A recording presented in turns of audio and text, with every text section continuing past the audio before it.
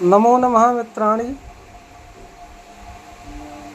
सभी मित्रों को, शुभेच्छुओं को, शुभचिंतकों को, प्यारे मित्रों को,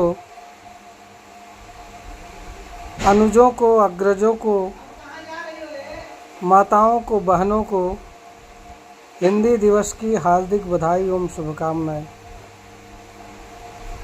मित्राणि, आज हिंदी दिवस का प्रारंभ हुआ है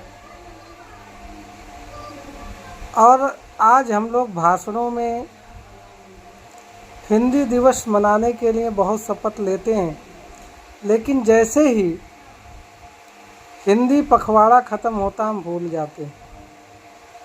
वास्तविक रूप से अगर आपको हिंदी का उत्थान करना है, हिंदी का विकास करना है, तो हमारी कार्यालयी भाषा, हमारी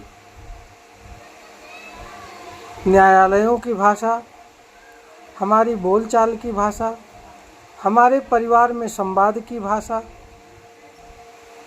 गांव, घरों, गलियों में गीत संगीत की भाषा हिंदी होनी चाहिए। तभी यह हमारा देश वास्तविक रूप से हिंदी दिवस को सार्थक कर पाएगा। अन्यथा हिंदी दिवस का मनाने का कोई मतलब नहीं।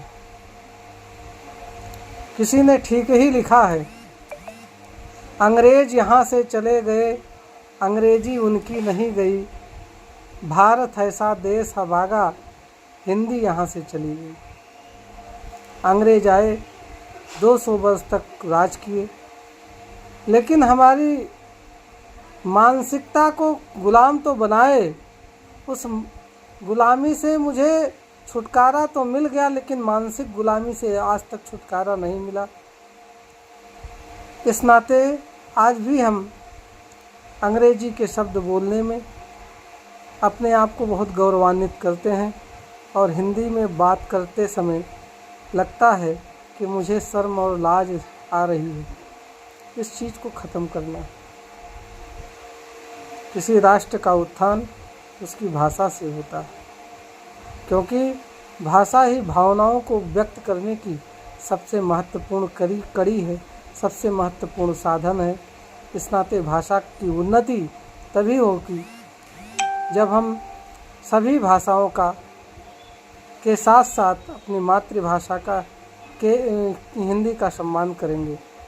भारतेंद्र हरिश्चंद्र जी ने ददरी के मेले में एक भाषण दिया था जो इंटरमीडिएट के क्लास में चलता है।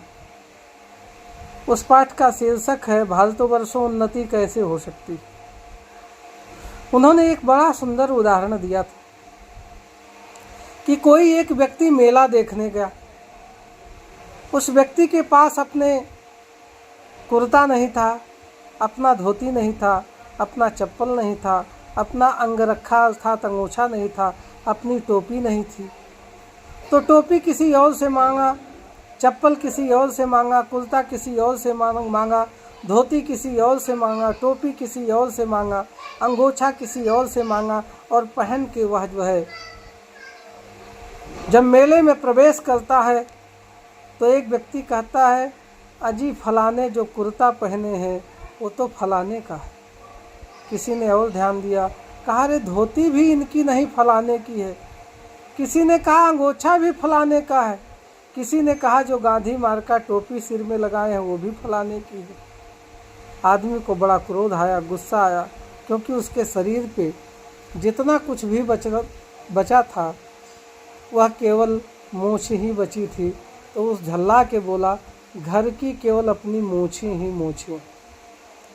अर्थात कहने का मतलब ये है कि जिस प्रकार से पराई वस्तु से हम अपने जीवन को आदर्श रूप में प्रस्तुत नहीं कर सकते, समाज में सम्मान नहीं प्राप्त कर सकते हैं, ठीक उसी प्रकार से पराई भाषा और पराई वस्तु से भारत की उन्नति नहीं हो सकती है।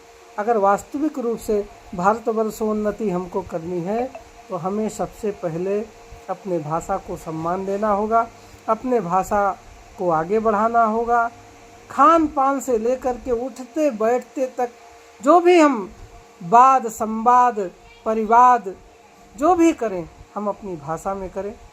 आने वाले समय में आप उसी तरह स्थापित हो जाएंगे जिस तरह आज इजराइल में हिब्रू भाषा स्थापित हुई है। मित्रों, एक छोटा सा देश है जो इस समय आतंकवाद से लेकर के और युद्ध के मैदान में डटा है काफ़ी दिनों से।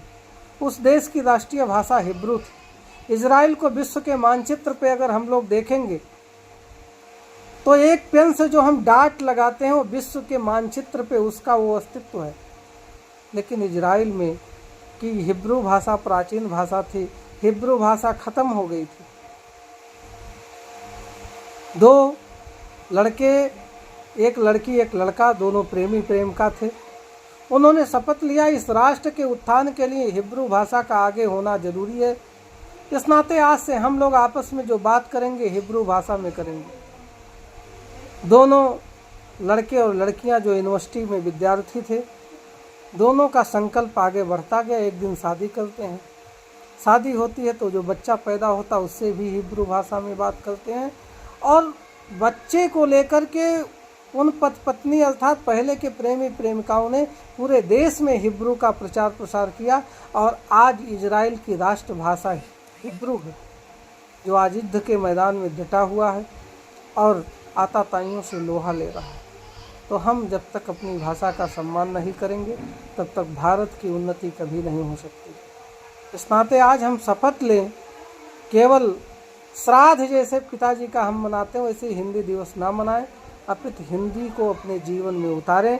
और वास्तविक रूप से अगर हिंदी को जानना है तो संस्कृत को जानना होगा। जैसे बिना गिलास के पानी को लाना असंभव है क्योंकि पानी का आधार गिलास है, वैसे संस्कृत के बिना संस्कृति और संस्कृति के बिना हिंदी का आना बहुत कठिन काम है।